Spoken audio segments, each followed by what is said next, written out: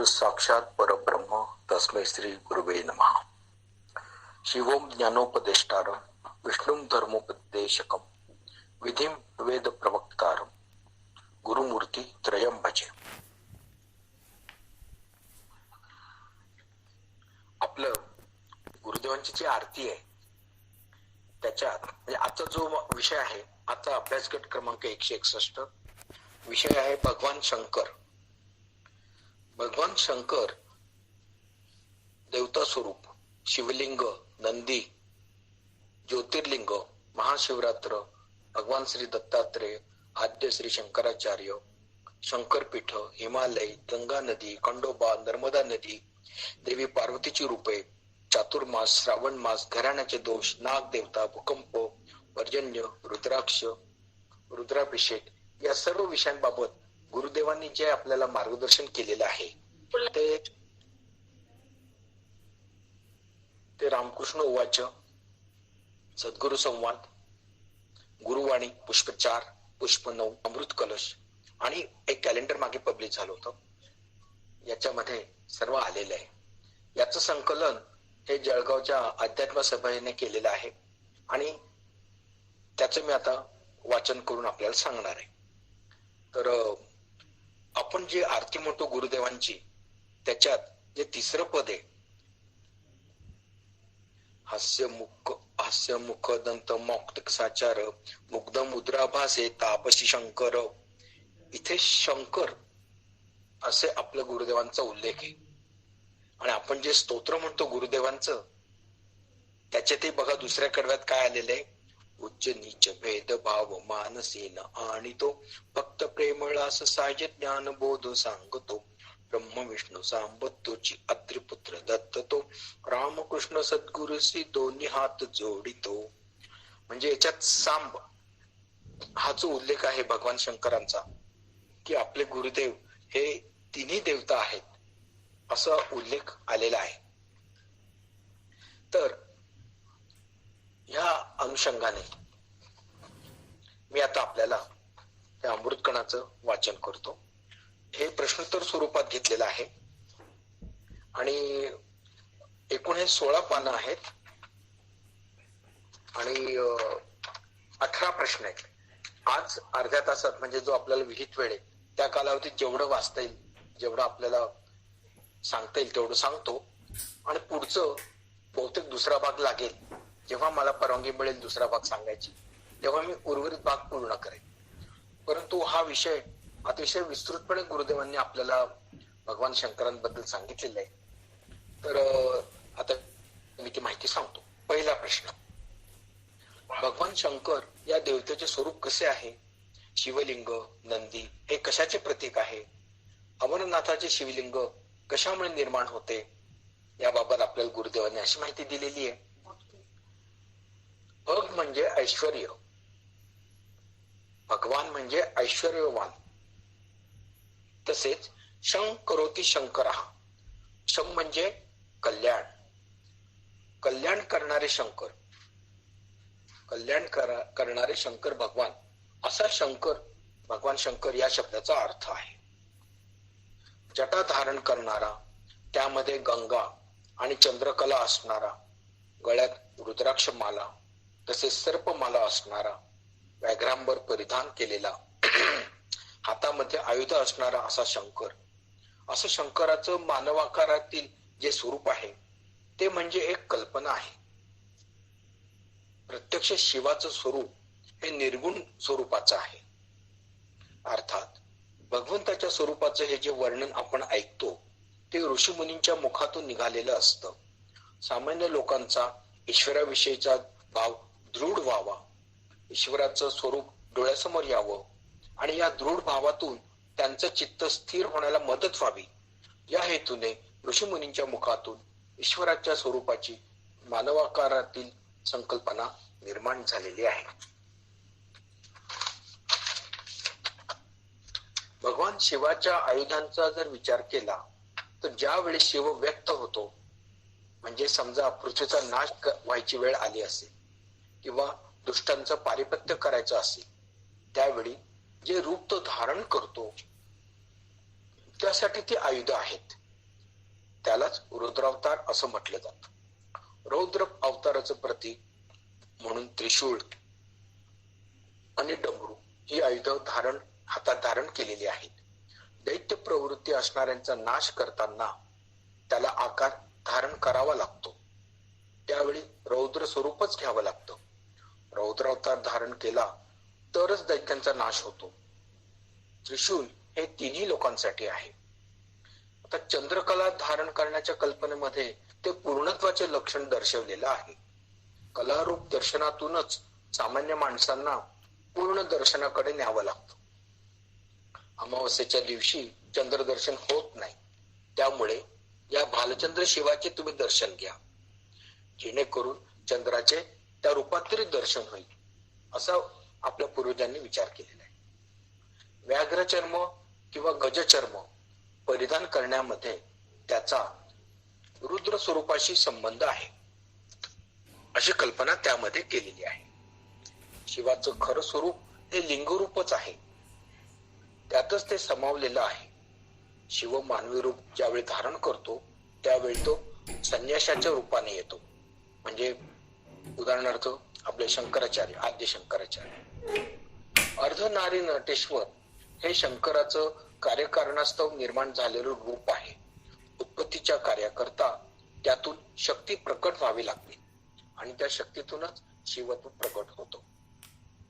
नृत्य करणारा नटेश्वर, हातात ज्वाला घेतलेला, एका हातात डंबरू घेतलेला, असा जो शंकर आहे तेही एक प्रकारचं रूपच आहे. मात्र तांडव हे स्वरूप रौद्र या अर्थानं आहे. रुद्र म्हणजे शंकर आणि रौद्र म्हणजे तापलेला, रागावलेला असा या ठिकाणी अर्थ आहे. म्हणून संहारासाठी रुद्र म्हणजे शंकर जेव्हा अवतार घेतो त्यावेळी त्याच्या मनाची स्थिती ही रौद्र असते आणि तांडवातून त्याचं रौद्र स्वरूप प्रकट होतो. तांडव नृत्य या पाठीमागे सजीवता आहे. संहारासाठी निर्गुण निर्विकाराचा उपयोग होत नाही, तर अव्यक्तातून व्यक्त होताना ती सजीवता दिसावी याकरिता ते नृत्य दर्शन आहे. अर्धनारी नटेश्वराचं नृत्य दर्शन हे ललित कलात्मक आहे, परंतु शंकराचं तांडव नृत्य हे संहारासाठी आलेलं चैतन्यमय नृत्य दर्शन आहे. श्वेत म्हणजे शुद्ध, पवित्र असा अर्थ आहे. सरस्वती हे विशुद्ध रूप आहे. तसंच शंकराचं रूपही कर्पूर गौर म्हणजे श्वेत रूप आहे. गुरुदेवांनी सांगितलेले की जेव्हा आपल्याला ईश्वरी शक्तीचं दर्शन होतं तेव्हा ते एक कर्पूर गौर म्हणजे पांढऱ्या शुभ्र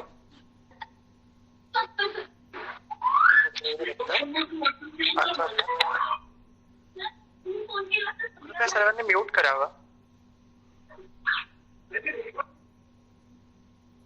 सॉरी.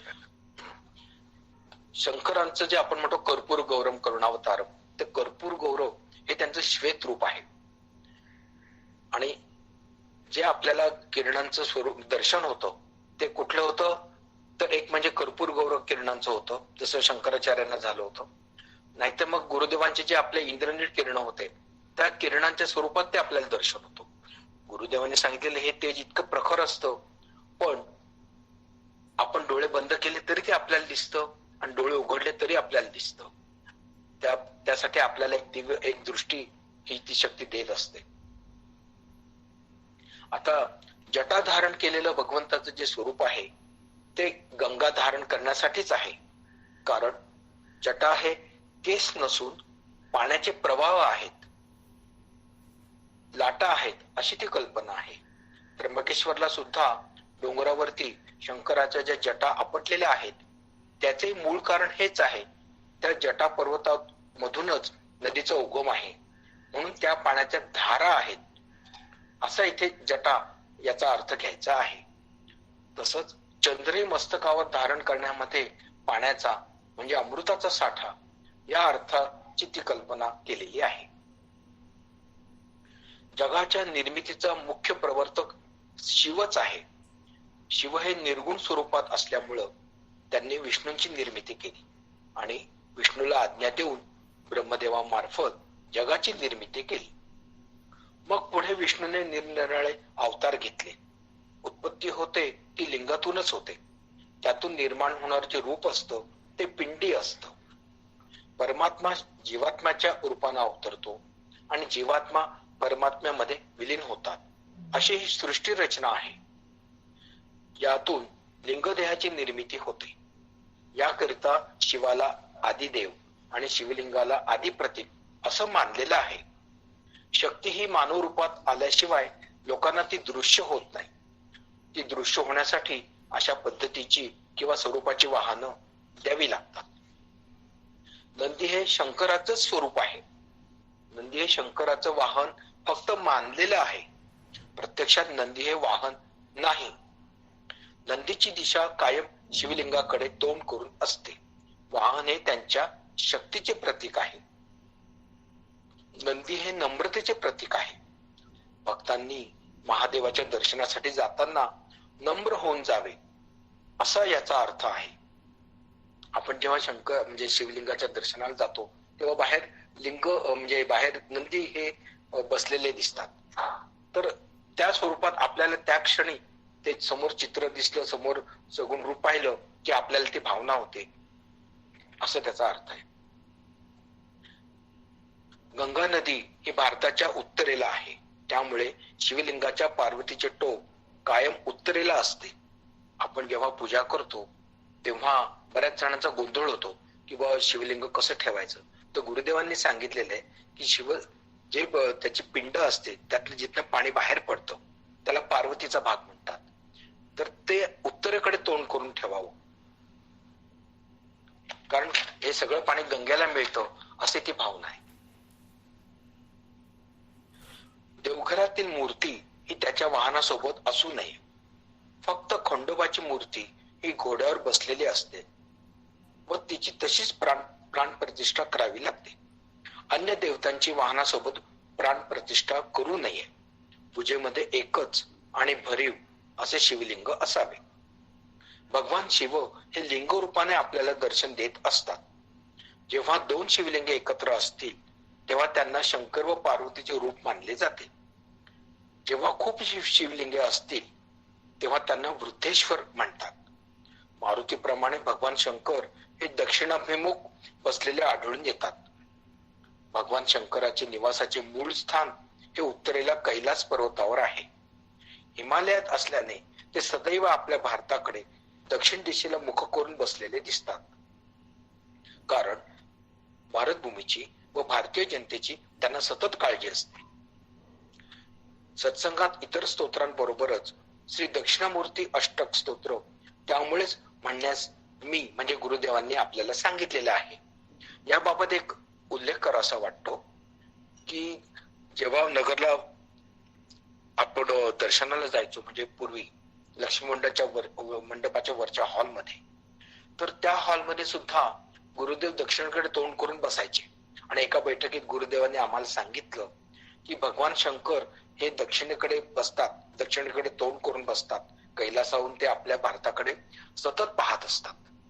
म्हणून मी सुद्धा दक्षिणेकडे तोंड करून बसतो. आणि गुरुदेवांनी हे पण आपल्याला सांगितलेलं आहे की आपल्या भारताची देवता, आपला भारत जो देश आहे त्याची मुख्य देवता ही भगवान शिव आहे. म्हणून तुम्ही सर्व जनतेने भगवान शंकरांचा जेवढा जय जयकार कराल, जेवढी सेवा कराल, जेवढं त्यांचे उत्सव करू, जेवढं आपण स्तुती करू, तेवढं आपल्या देशाची प्रगती आणि भरभराट होईल असं आपल्याला गुरुदेवांनी सांगितलेलं आहे. पांढरे कबूतर हे क्वचितच पाहावयास सापडते. पांढुरके निराळ. जर तुम्हाला संपूर्ण पांढऱ्या कबुतराने दर्शन दिले तर ते शिवदर्शन होय. हे तर निर्दोष आणि ते निष्पाप असते. शक्यतो ते एका ठिकाणीच बसून राहते. स्वप्नात जर पांढरे स्वच्छ कबूतर दिसले तर ते शुभ मानतात. आपल्या इच्छा पूर्ण होतात. त्याला देवरूप मानतात, फार पवित्र मानतात. शनी आणि मारुती हे रुद्रावतारच आहेत. कार्तिकेय देवतेबद्दल गुरुदेवांनी माहिती दिलेली आहे की दैत्यांचा वध करण्यासाठी निराळी शक्ती निर्माण करावी लागते. म्हणजे तारकासुराचा जो वध केला कार्तिकेयांनी त्या पार्श्वभूमीवर गुरुदेवांनी सांगितलेलं आहे. कारण स्वशक्तीने जर दैत्यांचा नाश वध केला तर ती हिंसा समजली जाते. म्हणून हिंसा होऊ नये याकरता शिवाच्याच अंगातून ही शक्ती कार्तिकेय या स्वरूपात बाहेर काढलेली आहे. ही शक्ती मानव रूप धारण करून दैत्यांचा वध करते. आता जे रामदास स्वामींनी आपली भगवान शंकरांची आरती तयार केलेली आहे, रचलेली आहे, त्याच्याबद्दल गुरुदेवांनी सांगितले. लवथवती या गावाजवळील शिवलिंग पाहून समर्थ रामदास स्वामींनी लवथवती विक्राळा ब्रह्मांडी माळा ही भगवान शंकरांची आरती रचलेली आहे. त्यांना ती स्फुरलेली आहे. स्फुरण म्हणजे आपोआप आपल्या मुखातनं प्रज्ञा जागृती होऊन ते उच्चारण बाहेर पडतं. आता अमरनाथ येथील शिवलिंगाबद्दल गुरुदेवांनी सांगितलंय. अमरनाथ येथील बर्फाचे शिवलिंग हे सुद्धा महाकाय स्वरूपाचं आहे. फक्त ते 12 महिने उपलब्ध नसून काही कालापुरतच असतं. म्हणजे आषाढी पौर्णिमा ते श्रावण पौर्णिमा हा वेदोच्चारांचाच तो परिणाम आहे. म्हणजे जे वेदांचं उच्चारण होतं. तर आपल्याला गुरुदेवांनी सांगितलेलं की 11 वेळा लघुरुद्र का म्हणायचं, किंवा 21 वेळा गणपतीचं अथर्वशीर्ष का म्हणायचं, 12 वेळा आपलं सूर्यसूक्त का म्हणायचं.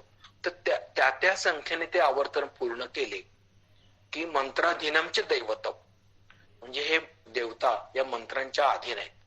त्या देवतेंचा आपल्या समोर हवेमध्ये आकार पूर्ण होतो. त्यासाठी उच्चारण हे शुद्ध पाहिजे, आचरण शुद्ध पाहिजे, आणि मनाचा जो संकल्प असतो तो सुद्धा शुद्ध पाहिजे. हे जर झालं तर ते जे स्वरूप समोर निर्माण होतो, जरी ते आपल्याला दिसत नसलं तरी ते हवेत आकार निर्माण होतो. काही शास्त्रज्ञांनी संगणकावर जेव्हा हा प्रयोग केला, जेव्हा लघुरुद्राचं त्यांनी आवर्तन केले 11, तर बरोबर शिवलिंग तिथे निर्माण झालं. याबाबत एक आमचा अनुभव आहे. त्याला आपले माजी अध्यक्ष मोरे रावसाहेब आणि मोरेताई या साक्षीदार आहेत. गुरुदेवांना जेव्हा नाना हे लीलावतीमध्ये ऍडमिट केलं होतं मुंबईला 1998 साली, तर विविध मंडळांकडनं बरेच काही सेवा केल्या गेल्या भारतभर. तर आम्ही सुद्धा असं ठरवलं की आम्ही तेव्हा जळगावला होतो, तर आम्ही जळगावून ओंकारेश्वरला गेलो, ज्योतिर्लिंगाचं नर्मदे काठेचं, आणि तिथे आम्ही महामृत्युंजय जपाचं हे केलं, हवन करून घेतलं गुरुजींकडनं तिथल्या. आम्ही हे सकाळी 7 ला सुरुवात केली आणि दुपारी 4 पर्यंत ते हवन चाललं. आणि नंतर आम्ही संध्याकाळी 7-7:30 ला आम्ही दर्शनाला गेलो, तर ते गुरुजी आमची वाट पाहत होते आणि त्यांनी आम्हाला ते दाखवलं यज्ञकुंड. अरे या म्हणे बघा, त्या यज्ञकुंडामध्ये बरोबर शिवलिंगाचा आकार निर्माण झाला होता. हे आम्ही पाहिलेलं आहे. आणि तिथं आम्ही ते भस्म घेतलं आणि मग मुंबईला मी गुरुदेवांचं तिथे अर्पण केलं आणि गुरुदेवांना सांगितलं की असं असं आम्ही ओंकारेश्वरला आपल्या तब्येतीसाठी हे केलं, महामृत्युंजय याग केला. तर याची आपल्याला नक्की प्रचिती येते. अनुभव का सांगितला लगेच, कारण एरवी आपण या अभ्यास गटाच्या नंतर सांगतो, परंतु त्यावेळी तो सांगितला तो विषय जरा लवकर समजतो. तसं हे जिथे आपलं वेदांचं उच्चारण होतं ती शक्ती एका ठिकाणी कार्यरत होते आणि म्हणून ते अमरनाथचं शिवलिंग निर्माण होतं. आता ज्योतिर्लिंग म्हणजे काय, 12 ज्योतिर्लिंगाचं काय महात्म्य हे आपल्याला गुरुदेवांनी सांगितलेलं आहे. गुरुवाणी 9, नंतर गुरुवाणी पुष्प 4 आणि काही भाग आलेला आहे सद्गुरु संवाद मध्ये, तो मी आता आपल्याला सांगतोय. ज्योतिर्लिंगाच्या ठिकाणी भगवान शंकर ज्योतीच्या तेजोमय रूपात शिवलिंगात प्रकट झालेले आहेत. तिथलं जे शिवलिंग असतं त्याच्यामध्ये ती ज्योत समाविष्ट झालेली. ज्योतिर्लिंग याचा अर्थ ज्योतीचे लिंग असा नसून आत्मज्योत असा आहे. ज्योतिर्लिंग ही उपासनेसाठी आहेत. शिवलिंगाची उपासना म्हणजे त्या लिंगावर अभिषेक करणे. लिंगावर अभिषेक केल्यामुळे मानवी देह शुद्ध होतो, कारण मानवी देह हा लिंगधारी आहे, म्हणून लिंगावर अभिषेक करणं अत्यंत गरजेचं आहे. श्रावणात किंवा कार्तिकात महादेवाच्या सेवेचं महत्व याच करिता आहे. या तात्कालीन उपासना जरी असल्या तरी त्या निमित्ताने त्या त्या काळात महादेवाची सेवा आवर्जून करावी. या सेवेमुळे शंकर संतुष्ट होतो असं नसून पूजकाच्या मनाची शुद्धी होते, त्याच्या मनाला शांती लाभते, म्हणून ही उपासना सांगितलेली आहे. स्वयंभू म्हणजे जमिनीतून आपोआप वर आलेले. ज्या ठिकाणी स्वयंभू शिवलिंग आहेत त्या ठिकाणी उपासना केल्यास अनुभव आल्याशिवाय राहत नाही. असे शिवलिंग गारगोटींच्या स्वरूपातही असते. गारगोटी अतिशय थंड असते. शिवाला थंड वातावरणात राहायला आवडते. हिमालयातील त्याचे स्वरूप बर्फाचे पांढरे शुभ्र कर्पूर गौर आहे. ज्योतिर्लिंगाच्या ठिकाणी जे शिवाचे लिंग रूपात दर्शन होते, श्री क्षेत्र गाणगापूरला ते पादुका रूपात होते. पृथ्वीवर ठिकठिकाणी रुद्र म्हणून पूजा होतात, मंत्रोच्चार होतात, त्यातून आकार निर्माण होतात. ते स्वीकारण्यासाठी देवाला जमिनीतून वर यावे लागते, म्हणून तर स्वयंभू शिवलिंगे निर्माण होतात. गोकर्ण महाबळेश्वर येथील शिवलिंग हे आत्मलिंग आहे. भारतात एकूण 12 ज्योतिर्लिंगाचे महात्म्य फार मोठे आहे. ही 12 ज्योतिर्लिंगे खालील प्रमाणे आहेत. या 12 पैकी 5 महाराष्ट्रात आहेत. 1. औंढ्या नागनाथ. महाराष्ट्रातील परभणी या जिल्ह्यातील हे 12 ज्योतिर्लिंग एक स्थान आहे. हे स्वयंभू नागनाथाचे स्थान आहे. हे नागनाथाचे मंदिर पांडवांनी बांधलेले आहे. संत परिवारातील विठोबा खेचर यांचे ते गाव आहे. संत नामदेवांच्या कीर्तनाच्या वेळी नागनाथ मंदिराने आपले तोंड फिरवले अशी आख्यायिका आहे. परळी वैजनाथ. महाराष्ट्रातील बीड या जिल्ह्यातील हे 12 ज्योतिर्लिंगांपैकी एक आहे. हे महादेवाचे जागृत स्थान आहे. येथील सभा मंडप व गर्भगृह हे एकाच पातळीवर आहे. हे सहसा शिवमंदिरात दिसून येत नाही. त्र्यंबकेश्वर. महाराष्ट्रातील नाशिक जिल्ह्यात हे ज्योतिर्लिंग आहे. त्र्यंबकेश्वर हे शंकराचे स्वयंभू लिंग ब्रह्मगिरी पर्वताच्या पायथ्याशी आहे. ब्रह्मगिरी या पर्वतातून गोदावरी या पवित्र नदीचा उगम झाला आहे. संत परिवारातील संत तुकाराम यांचे या पवित्र भूमीतूनच पुष्पक विमानात बसून सदेह वैकुंठ गमन झाले होते. नाशिक मध्ये जसा दर 12 वर्षांनी कुंभमेळा भरतो, तसाच कुंभमेळा त्र्यंबकेश्वर येथेही भरतो. हे स्वयंभू शिवस्थान आहे. इथे ब्रह्मगिरी पर्वत, कुशावर्त तीर्थ, संत निवृत्तीनाथांची समाधी इत्यादी प्रदर्शनी आहे. गोदावरी नदी पृथ्वीवर आणली. गोदावरीला दक्षिण भारताची गंगाच म्हणतात. एकदा गौतम ऋषींकडून गोहत्येचे पाप घडले. गोहत्येचे पातक भयानक मानले गेले आहे. अनेक ऋषींनी एकत्र येऊन गौतम ऋषींना त्याबद्दल प्रायश्चित्त सांगितले की गंगा भूमीवर आणा. त्यांनी हजारो वर्षे तपश्चर्या केली. जेथे आता महालिंग आहे तेथेच ते तपश्चर्याला बसले होते. तपश्चर्या फळाला आली. भगवान शंकर प्रसन्न झाले. त्यांनी विचारले, इतकी उग्र तपश्चर्या का करतोस? तुला काय पाहिजे? तेव्हा ऋषींनी सांगितले, मानव उद्धारासाठी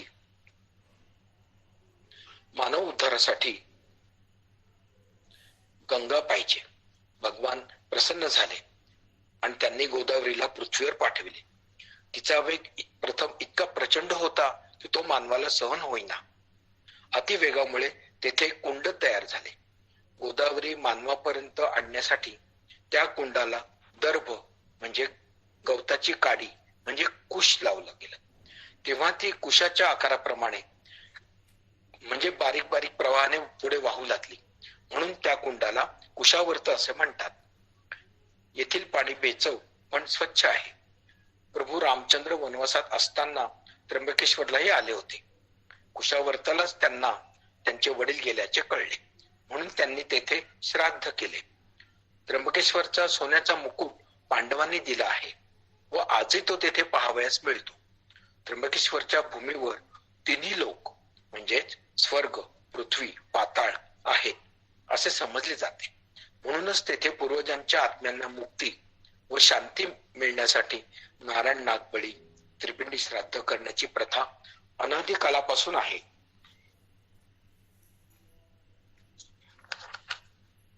भीमाशंकर, आपल्या जिल्ह्यातलं भीमाशंकर महाराष्ट्रातील पुणे जिल्ह्यात हे स्थान आहे.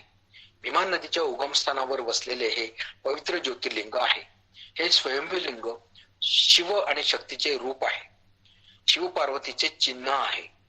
शिव एकदा अरण्यात मायावी रूप घेऊन तप करीत बसले होते. तेव्हा त्यांना शोधण्यासाठी पार्वतीने असे मायावी रूप घेतले की ते शिवालाही ओळखता आले नाही. हे शिवानेही मानले. त्यांनी तिच्याजवळ भिक्षा मागितली. हे अन्नपूर्णे, तुझ्या दारात भिक्षेसाठी आलो आहे, भिक्षा घाल. मग अन्नपूर्णेने त्यांना भिक्षा घातली. अन्नपूर्णा शक्ती ही प्रभूंचीच आहे. पार्वतीने शंकर प्राप्तीसाठी तप केले तेव्हा पर्ण सुद्धा सेवन केले नाही, म्हणून तिचे नाव अपर्णा पडले. हे ठिकाण अतिशय खोलवर असे अरण्यात आहे. अर्धे रूप शिवाचे व अर्धे रूप पार्वतीचे आहे. याला डाकिनी भीमाशंकर म्हणतात. लिंग पाषाणाचे आहे. लिंगावर एक रेष आहे. त्या काळी वनवासी माणसाने तेथे कुऱ्हाड मारली असावी अशी दंतकथा आहे, पण त्यात तथ्य नाही. येथे शिव पार्वती अशी दोन रूपे दिसतात. कृष्णेश्वर महाराष्ट्रात औरंगाबाद जिल्ह्यातील हे 12 ज्योतिर्लिंगांपैकी एक स्थान आहे. या मंदिरातील स्थापत्य कला अप्रतिम आहे. हे मंदिर 400 ते 500 वर्षापूर्वीचे आहे. ओंकारेश्वर मध्य प्रदेशातलं. या स्थानाचे ओंकार मानधाता असेही नाव प्रचलित आहे. नर्मदा नदीवर वसलेले 12 ज्योतिर्लिंगांपैकी हे एक स्वयंभू स्थान आहे. या मंदिराच्या चारी बाजूनी नर्मदा नदी ओंकाराच्या आकारात वाहते. ओम या आकारात वाहते. प्रथम ओंकारेश्वराचे दर्शन घेऊन नंतर होडीतून नदी पार करून पलीकडील अमलेश्वराचे दर्शन घेतल्यावर मगच 12 ज्योतिर्लिंगाचे दर्शन पूर्ण होते. या पवित्र स्थानावर काही भाविक यात्रेकरू नर्मदा प्रदक्षिणेचा संकल्प सोडून परत प्रदक्षिणा पूर्ण करून संकल्प सिद्धी करतात. महाकालेश्वर क्षिप्रा नदीवरील उज्जैन या प्राचीन नगरातील हे 12 ज्योतिर्लिंगांपैकी एक स्थान आहे. उज्जैन ही मोक्षदायिनी 7 पुऱ्यांपैकी एक नगरी आहे. उज्जैन ही नगरी पृथ्वीची नाभिस्थान समजण्यात येते. येथील मंगल स्थान हे मंगळ ग्रहाचे जन्मस्थान समजण्यात येते. मंगळाला भौम असे म्हणतात. भौम म्हणजे भूमी, भूमीचा पुत्र तो मंगळ. 51 शक्तिपीठांपैकी देवीचे शक्तिपीठ तेथेच आहे. येथे कुंभमेळा भरतो. श्रीशैल्यम आंध्र प्रदेशातील श्रीशैल्यम हे 12 ज्योतिर्लिंगांपैकी एक स्थान आहे. कृष्णा नदीच्या तीरावरील नीलमलाई हा डोंगर आहे. येथील शिवलिंगाचे नाव मल्लिकार्जुन आहे. मल्लिका म्हणजे पार्वती आणि अर्जुन म्हणजे शिवाचे एक नाव. अशा तऱ्हेने शिव आणि पार्वती हे दोघेही या लिंगात स्थानापन्न झालेले आहेत. या मंदिरात मुख्य मंदिराजवळच देवी जगदंबेचे मंदिर आहे. हिला तेथे भ्रमरांबा असे संबोधिले जाते. श्रीशैल्य येथे शिवाचे व पार्वतीचे मंदिर आहे. येथे एकेकाळी शिव मल्लिकार्जुनाच्या रूपात तर पार्वती भ्रमरांबेच्या रूपात राहिली आहे असा पुराणात उल्लेख आहे. तेव्हा शिवशक्ती एकत्र आली होती. त्या दिवशी महाशिवरात्र होती. तोच विश्वाच्या उत्पत्तीचा दिवस होता. हे मुक्तिधाम आहे. सोरटी सोमनाथ सौराष्ट्रातील सोरटी सोमनाथ हे जे आहे हे काठेवाड जिल्ह्यातील वेरावळ या बंदराजवळ प्रभास पाटण या क्षेत्रात आहे. हे श्रीकृष्ण क्षेत्र म्हणूनही प्रसिद्ध आहे. भल्ल तीर्थाच्या ठिकाणी एका भिल्लाचा बाण श्रीकृष्णांच्या डाव्या पायाच्या अंगठ्यात चुकून घुसला व तेथेच त्यांनी आपले अवतार कार्य संपवले. या संगमाच्या जागी त्यांचा देह पंचत्वात विलीन झाला. या ठिकाणी भगवान शंकरांचा प्रत्यक्ष वास आहे. आमचे अध्यात्म सांगते की चंद्र हा कितीतरी काळापासून पृथ्वीवर येऊन गेला आहे. चंद्र हा पृथ्वीतूनच वेगळा केलेला एक भाग म्हणजे गोळा आहे. सोम म्हणजे चंद्र होय. सोमनाथाचे लिंग हे चंद्रापासून आलेले आहे. तो चंद्राचाच भाग आहे. हे आपल्याला गुरुदेवांनी सांगितलेलं आहे. आपल्या पुराणात याचा उल्लेख आहे. आणि आता शास्त्रज्ञ याच उत्तराकडे येत आहेत की बाबा चंद्रावर बऱ्याचशा गोष्टी पृथ्वीवरच्याच वाटतात, तिथे पाणी आहे असं वाटतंय. तर हे सगळं आपल्याला आपल्या पुराणात जे गुरुदेवांनी आपल्याला सांगितलेलं आहे की जे समुद्र मंथन झालं त्यातनं जे रत्न बाहेर पडली त्यातलंच एक चंद्र सुद्धा रत्न आहे. म्हणजे किती आपल्या धर्मामध्ये विज्ञान हे आधीपासून आहे हे आपल्याला या निमित्ताने उजळणे होते. केदारनाथ उत्तरांचल मधील रुद्रप्रयाग जिल्ह्यात हे स्थान आहे. केदार शिखरांच्या पायथ्याशी व मंदाकिनी नदीच्या उगमा जवळील पवित्रतम 12 लिंगांपैकी हे एक आहे. येथूनच युधिष्ठिराने स्वर्गाकडे प्रयाण केले होते. येथे मुख्य मंदिराच्या मागच्या बाजूस आद्य श्री शंकराचार्यांचे समाधी स्थान आहे. हिमालयाच्या कुशीत वसलेले अतिशय खडतर प्रवास करून जावे लागणारे एकमेव असे हे ज्योतिर्लिंग आहे. येथील मंदिर पांडवांनी बांधलेले आहे. गौरीकुंड, पार्वतीचे जन्मस्थान, शिव पार्वती विवाह स्थळ हे प्रेक्षणीय आहे. जेथे जेथे भगवंताची खून किंवा वास आहे अशा ठिकाणीच क्षेत्र निर्माण होते. लोक तेथे आपोआप आकर्षिले जातात. तिथे जाऊन देवाचे दर्शन घ्यावे असा संकेत आहे.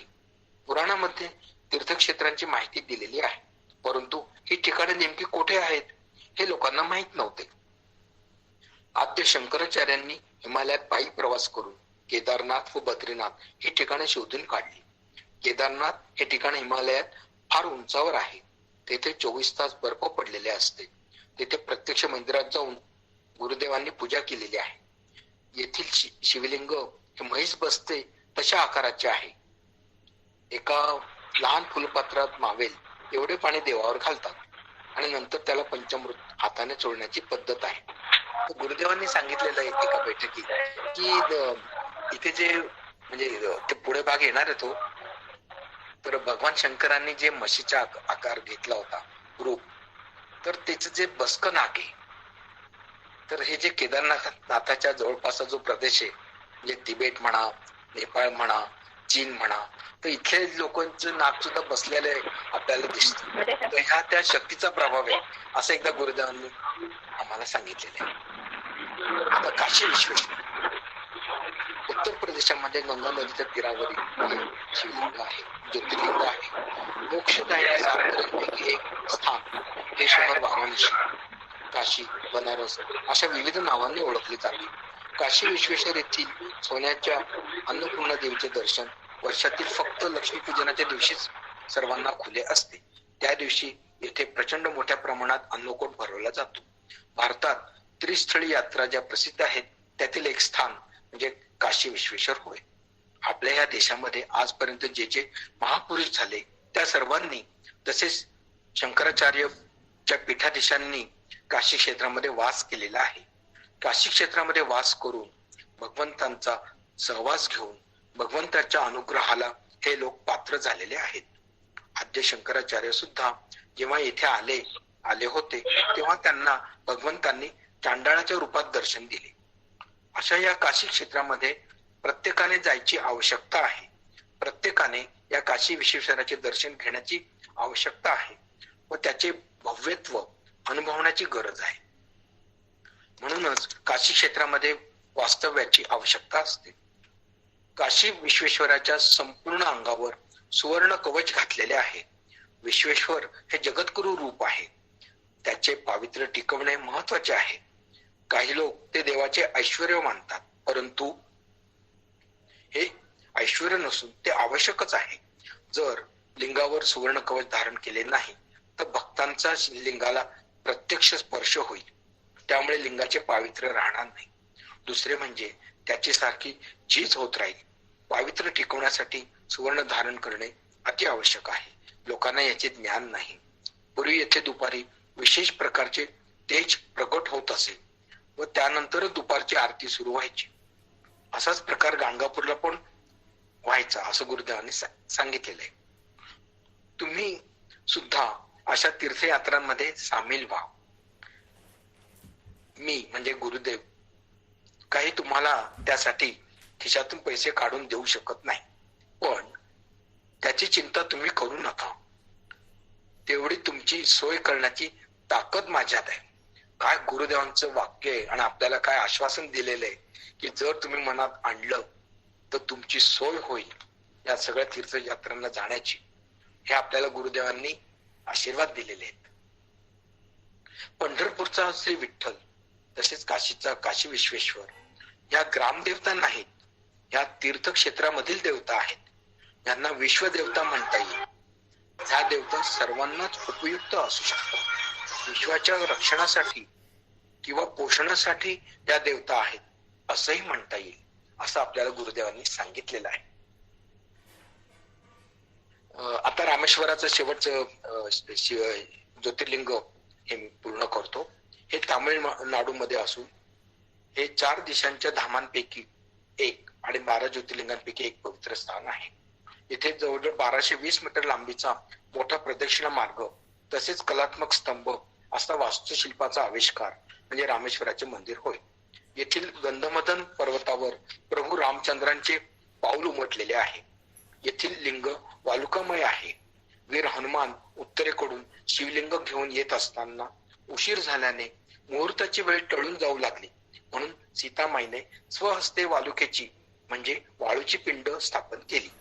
ब्रह्महत्येचे पापक्षालन करण्यासाठी शिव आराधना श्रीराम करणार म्हणून तिने ती वालुकामय पिंड स्थापन केली. त्यानंतर हनुमान शिवलिंग घेऊन आले, परंतु ती वालुकेची पिंड काही जागची हल्ली नाही, म्हणून मारुतीने आणलेल्या शिवलिंगाची बाजूलाच स्थापना केली गेली. तिला हनुमंतेश्वर असं नाव पडले आहे. शिवस्य दैवतम विष्णू आणि विष्णू दैवतम शिव असे असल्यानेच प्रभू रामचंद्रांनी लंकेला जाण्यापूर्वी सेतू बांधण्याच्या वेळी रामेश्वर येथे शिवाचे लिंग स्थापन केले, म्हणजेच कुलस्वामीची स्थापना केली. त्याची पूजा अर्चा करून आशीर्वाद घेऊन पुढे लंकेवर चढाई केली. ही पिंड वालुकामय आहे. त्याचा पुढे पण तो भाग आलेला आहे की या मंदिरामध्ये, रामेश्वराच्या मंदिरामध्ये फक्त 3 व्यक्तींना प्रवेश मिळतो, नेपाळचे राजे, शंकराचार्य आणि तिथले पुजारी. पण जेव्हा गुरुदेव आपल्या शंकराचार्यांनी पीठाधीश्वरांनी बोलवलं होतं तेव्हा गेले होते रामेश्वरला. त्यावेळी शंकराचार्य भारती तीर्थ स्वामींनी गुरुदेवांना गाभाऱ्यात बोलवलं आणि त्यांना पूजन करायला सांगितलं. म्हणजे आपलं एक शिवाने शिवाची पूजा केली असं ते त्यावेळी झालं. तर आपलं किती थोर साक्षात भगवान शिव अशा या श्रेष्ठ अशा आपले गुरुदेव आहेत आणि आपण त्यांचे भक्त आहोत, आपण त्यांचे शिष्य होण्याचा प्रयत्न करत आहोत. हा किती मोठा दुर्मिळ योग आहे. हे केवळ आपण गुरुचरणी स्थिर झाल्यामुळे आपल्याला हे सगळं कळायला लागलं स्वरूप, आणि आपल्याला गुरु परंपरा म्हणजे काय हे आपल्याला सगळं गुरुदेवांमुळे कळलेलं आहे. तर मग आता विहित कालावधी झाल्यामुळे मी इथेच थांबतो. आज फक्त 2 प्रश्नांचं वाचन झालं आणि 18 प्रश्नांचं वाचन करण्याकरता जेव्हा त्यांचं नियोजन असेल आपल्या पदाधिकाऱ्यांचं तेव्हा मला संधी मिळावी, जेणेकरून हा विषय पूर्ण होईल. आणि याच्यात खूप गुरुदेवाने अलौकिक असं सांगितलेलं आहे, ते आपल्या सर्व भक्तांना ऐकायला मिळेल. श्री गुरुदेव दत्त. श्री गुरुदेव दत्त.